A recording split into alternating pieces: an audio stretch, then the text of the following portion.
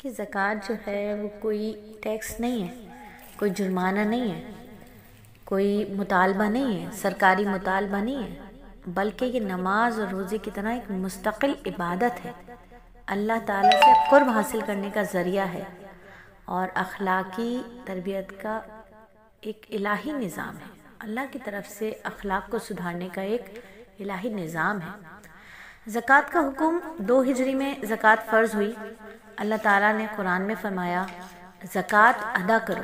کئی حدیث میں نبی پاک صلی اللہ علیہ وآلہ وسلم نے فرمایا اسلام کی بنیاد 5 چیزوں پر ہے، ان میں ایک زکوٰۃ ہے، اور تمام امت کا اس پر اتفاق ہے کہ زکوٰۃ اسلام کے 5 ارکان میں سے ایک رکن ہے۔ زکوٰۃ کا حکم قرآن میں اللہ تعالیٰ نے نماز کے ساتھ ساتھ دیا ہے۔ نماز اور زکوٰۃ دونوں اقامات تقریباً ساتھ ساتھ آئے۔ نبی پاک صلی اللہ علیہ وآلہ وسلم نے فرمایا بلا شبہ یہ زکوٰۃ کا مال لوگوں کے مال کا میل ہے، اللہ تعالیٰ نے اسی میل سے مالوں کو پاک صاف کرنے کے لیے زکوٰۃ فرض کی ہے تاکہ باقی کا تمام مال جو ہے وہ پاک اور صاف ہو جائے۔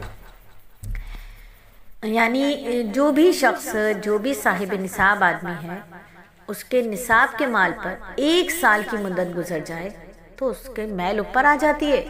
اگر وہ زکوٰۃ ادا کر دیتا ہے تو مال پاک ہو جاتا ہے، اگر زکوٰۃ ادا نہیں کرتا تو میل دوبارہ اسی مال میں شامل ہو جاتی ہے، پورا مال خراب ہو جاتا ہے، اور یہ مال پھر کیا ہوتا ہے ناگہانی غیر متوقع آفتوں پر خرچ ہو کر ضائع اور تباہ و برباد ہو جاتا ہے۔ نبی پاک صلی اللہ علیہ وآلہ وسلم نے فرمایا تحقیق اللہ تعالیٰ نے زکوٰۃ اس لیے فرض کی ہے تاکہ تمہارے مال میں سے جو چیز باقی ہے اس کو پاک کر دے، اور زکوٰۃ نہ دینے پر اتنی بڑی وعید اللہ رب العزت نے قرآن میں فرمائی کہ جو لوگ سونے چاندی جمع کر کے خزانے کے طور پر رکھتے ہیں اور ان کو اللہ کی راہ میں خرچ نہیں کرتے یعنی زکوٰۃ نہیں نکالتے، سو آپ ان کو ایک بڑے دردناک عذاب کی خوشخبری سنا دیجئے۔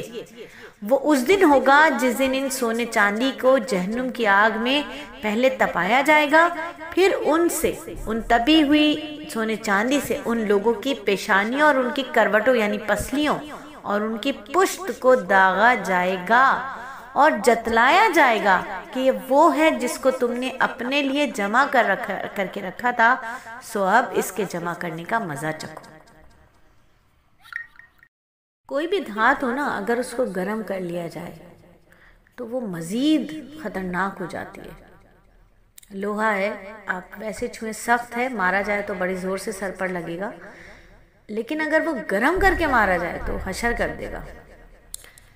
تو اللہ تعالیٰ اپنے فضل سے محفوظ رکھے کہ پکے ہوئے دھات کا نا ذرا سا داغ بھی ایک سخت اذیت پہنچانے والا ہوتا ہے، اور چاہ جائے گا کہ اتنا سادہ مال ہو اور اتنے زیادہ داغ آدمی کو دیے جائیں تو چند روز جو ہے نا ان سونے چاندی کے ٹھیکروں کو اپنے پاس رکھ کر کتنی سخت مصیبت کا سامنا ہوگا۔ اللہ تعالیٰ ہم سب کو محفوظ رکھے۔ حضرت عبداللہ بن عمر رضی اللہ تعالیٰ عنہما سے روایت ہے کہ نبی صلی اللہ علیہ وآلہ وسلم نے فرمایا جس کسی کو کسی راہ سے مال حاصل ہو اس پر اس کی زکوٰۃ اس وقت تک واجب نہیں ہوگی جب تک اس مال پر سال نہ گزر جائے۔ اور اسی طرح حضرت علی رضی اللہ تعالیٰ عنہ سے روایت ہے حضرت عباس رضی اللہ تعالیٰ عنہ نے پیشگی اپنی زکوٰۃ کے بارے میں نبی صلی اللہ علیہ وآلہ وسلم سے دریافت کیا تو آپ صلی اللہ علیہ وآلہ وسلم نے ان کو اجازت دے دی۔ تو مال اللہ رب العزت نے عطا کیا، اس پر زکوٰۃ فرض ہوئی تو ہم سب کو وہ زکوٰۃ دینی چاہیے۔ کس کو دینی چاہیے یہ بھی ہمیں معلوم ہونا چاہیے۔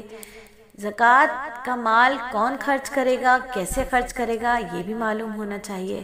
ایسا نہ ہو کہ زکوٰۃ ادا کی لیکن وہ ادا ہی نہ ہوئی، کیونکہ جس نے زکوٰۃ لی وہ زکوٰۃ کا حقدار ہی نہیں تھا تو زکوٰۃ ادا ہی نہیں ہوئی، دینے کے باوجود بھی ادا نہیں۔ تو یہ معاملہ ذرا سنبھلنے کا ہوتا ہے، سوچ سمجھ کے دینا ہے، خوب تحقیق کر کے دینا ہے۔ تو اللہ رب العزت ہمیں فرائض کی غفلت سے بچائے اور ہمیں اللہ رب العزت اپنی رضا والے کام کرنے کی توفیق عطا فرمائے۔ زکوٰۃ کے بارے میں میرے نبی صلی اللہ علیہ وآلہ وسلم نے فرمایا جو ایمان کے ساتھ 5 کام کرے گا وہ جنت میں داخل ہوگا۔ جو وضو، رکوع، سجدے اور وقت کی پابندی کے ساتھ نماز پڑھے، اپنے مال کی زکوٰۃ خوش دلی سے ادا کرے، رمضان کے روزے رکھے، اگر حج کی استطاعت ہو، طاقت ہو تو حج کرے اور امانت ادا کرے تو وہ جنت میں داخل ہوگا۔ اسی طرح حضرت جابر رضی اللہ تعالیٰ عنہ سے روایت ہے، ایک شخص نے عرض کیا، اے اللہ کے رسول، کوئی شخص اپنے مال کی زکوٰۃ ادا کرے تو اس کے بارے میں آپ کیا ارشاد فرماتے ہیں؟ آپ صلی اللہ علیہ وآلہ وسلم نے فرمایا، جو اپنے مال کی زکوٰۃ ادا کرے گا اس مال کی برائی ختم ہو جائے گی۔ تو اللہ تعالیٰ ہم سب کو توفیق دے، اگر ہم صاحب نصاب ہیں تو زکوٰۃ ادا کرنے میں جلدی کریں، اگر ہم زکوٰۃ کے حقدار ہیں تو اللہ رب العزت صاحب نصاب لوگوں کے دل میں ہمارے لیے رحم ڈالے اور وہ ہمیں غائب ایسے زکوٰۃ دیں کہ لوگوں میں تشہیر نہ کرتے پھریں۔ آج رشتہ داروں سے زکوٰۃ لیتے ہوئے کیوں ڈرتے ہیں؟ کہ انہیں یہ ڈر ہوتا ہے کہ رشتہ دار آپس میں ایک دوسرے کو بتائیں گے کہ ہم نے زکوٰۃ لی ہے۔ تو سب سے پہلے تو ایک بات کو سمجھ لیں کہ جب اللہ کی راہ میں کوئی مال نکالا جائے تو وہ خالص اللہ کے لیے ہوتا ہے، کسی دنیا والے کے لیے نہیں ہوتا۔ تو اس طرح دیا جائے، کسی کی مدد اس طرح کی جائے کہ ایک ہاتھ مدد کرے تو دوسرے ہاتھ کو بھی نہ پتہ ہو۔ تو یاد رکھیے کہ زکوٰۃ کے مصارف کون سے ہیں اور کس کو زکوٰۃ دی جائے گی، اس کا علم حاصل کرنا بھی بہت ضروری ہے۔